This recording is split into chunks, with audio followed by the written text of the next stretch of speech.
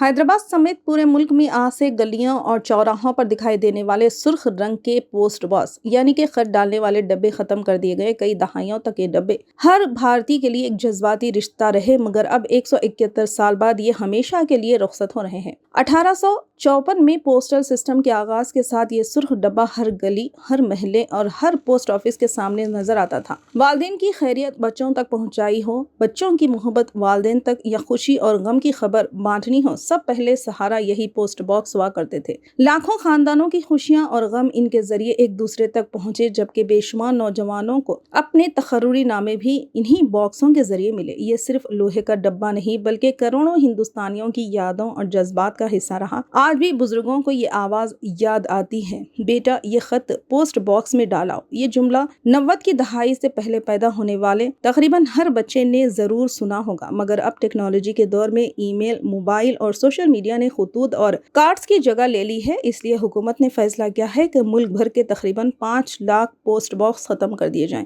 ये डब्बा आम नहीं था, मजबूत लोहे से बना हुआ, बारिश, तूफान और आंधी के बावजूद अंदर मौजूद खत हमेशा महफूज रहते थे। आज जब ये बाब बंद हो रहा है तो करोड़ों लोग इस अजीम एजाद को सलाम पेश कर रहे हैं।